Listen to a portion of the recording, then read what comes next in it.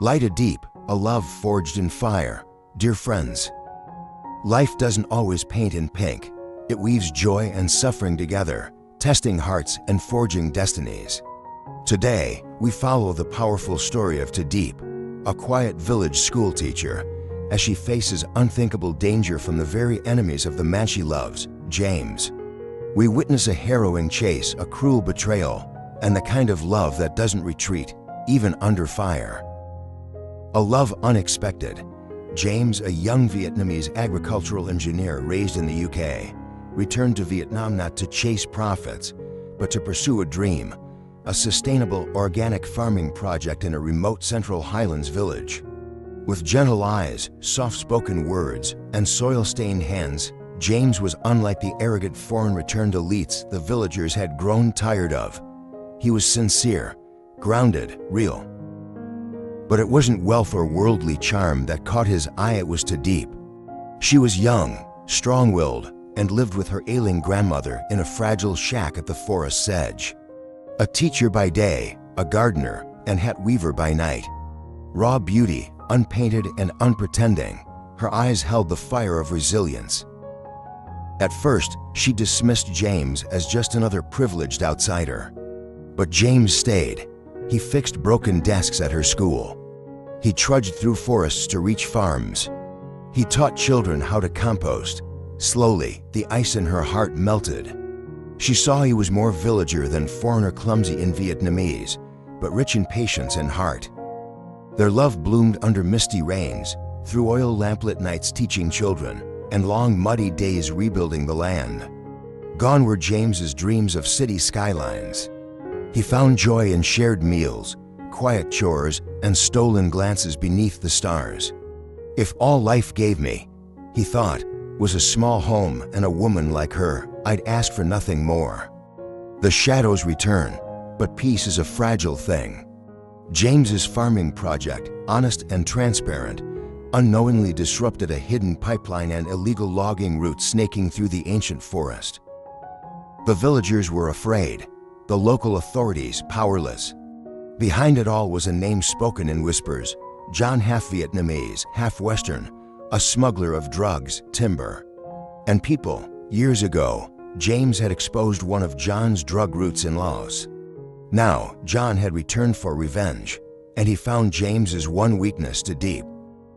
One stormy evening, as she walked home from school, shadows emerged from the forest. They said nothing, no uniforms, no mercy.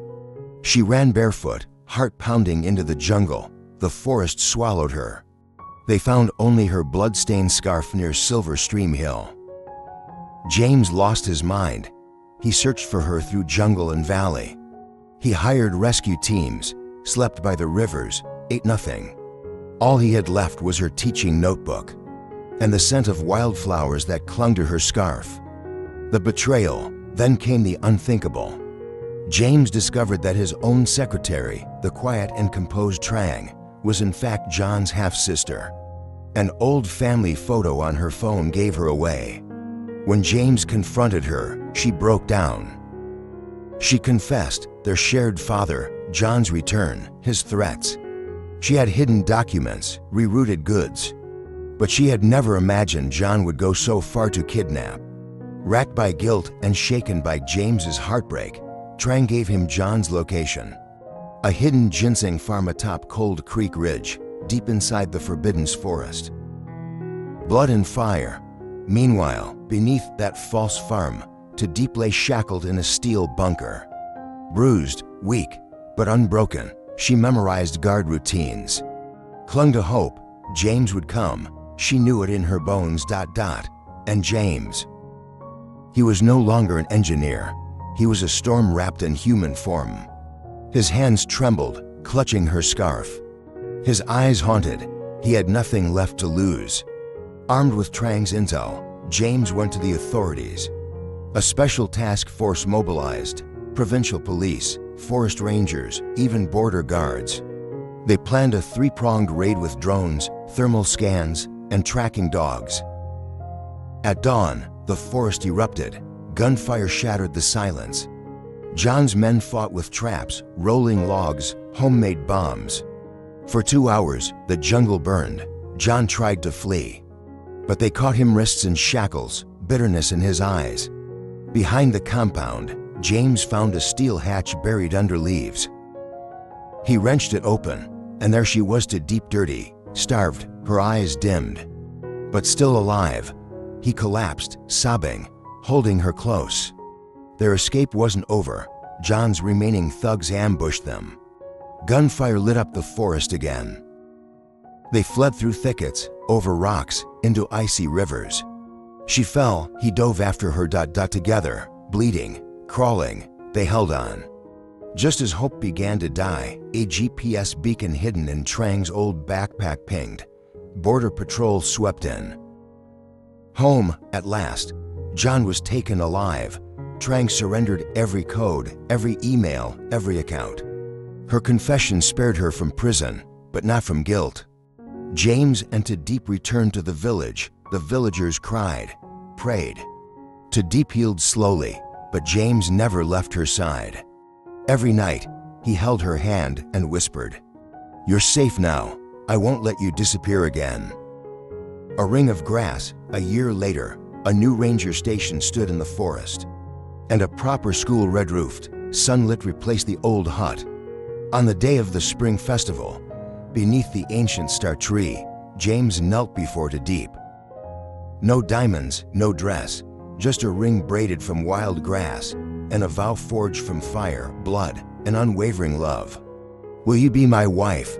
And she said yes, with tears, with laughter, with a heart that had survived everything. Because some loves aren't written in ink, they're carved into the earth. Shadows that linger. The night after James's proposal, the village lit up in quiet celebration. No grand feast, no fanfare, just lanterns glowing softly among the trees, children singing old folk songs, and Tu Diep's grandmother smiling through tears as she placed a handmade shawl over her granddaughter's shoulders. But peace, as they had learned, is fragile. Despite John's arrest and the unraveling of his syndicate, whispers of danger lingered. Some of John's men had vanished during the raid. Others had melted into the shadows of neighboring provinces. James, though officially cleared, remained on high alert. He installed motion sensor lights around their home, reinforced the new school's gates, and taught the village boys how to patrol the forest trails without fear. Tu Diep tried to heal, body and soul. Her bruises faded, but the nightmares stayed.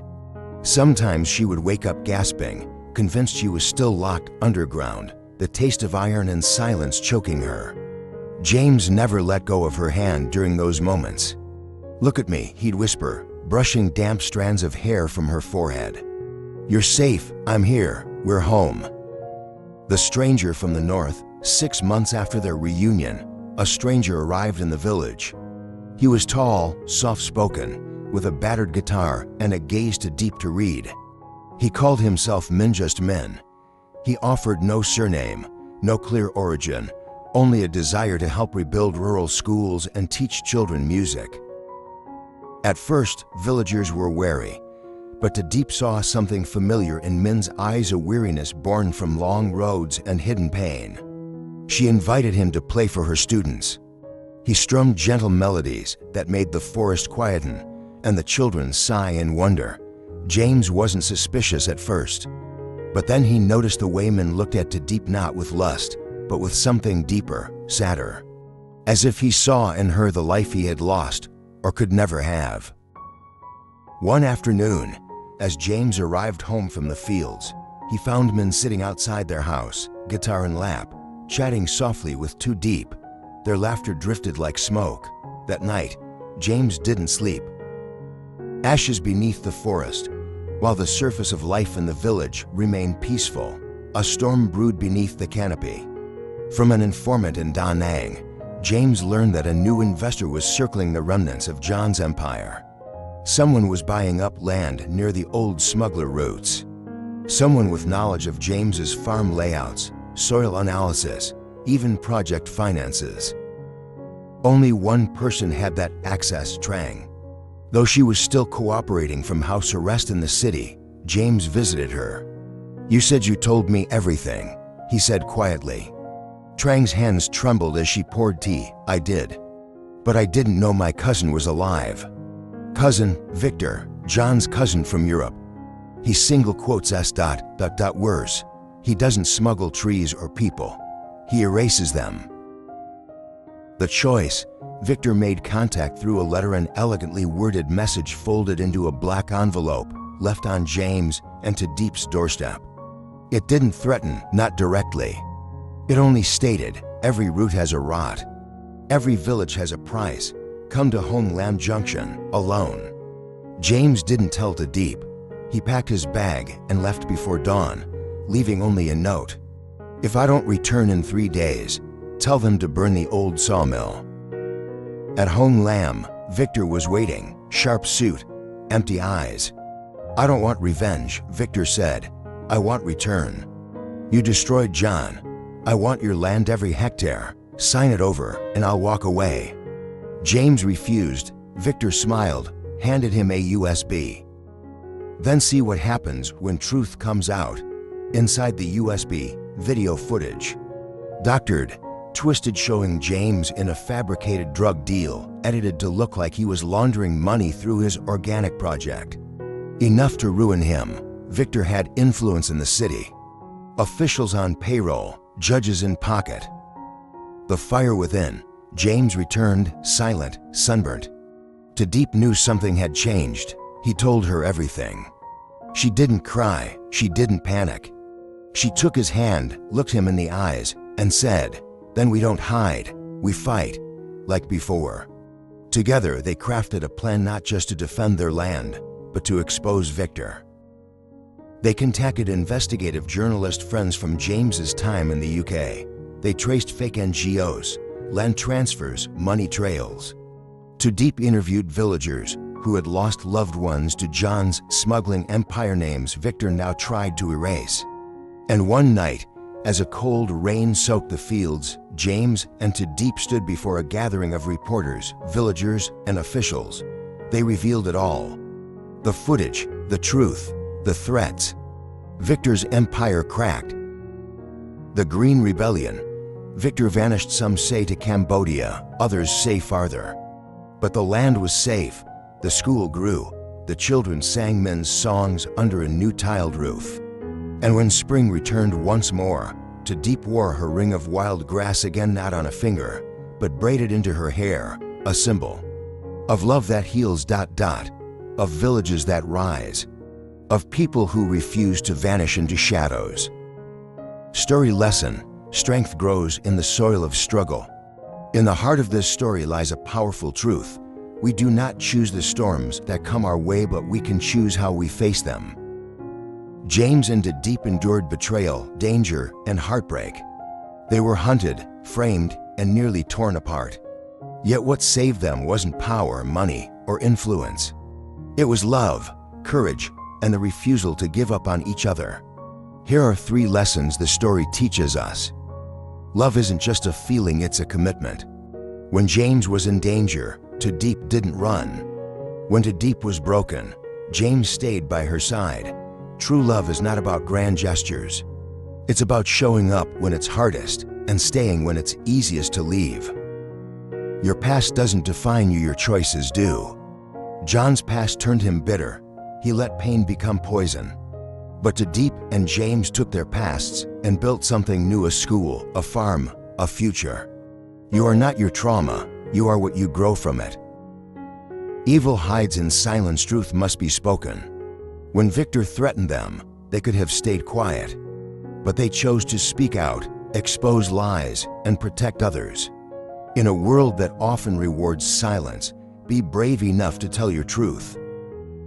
Final thought: like Tu Diep's wild grass ring, resilience may look fragile, but it's rooted in something unbreakable. Hold fast to what is right, fight for what you love. And remember, no matter how dark the forest, dawn always comes.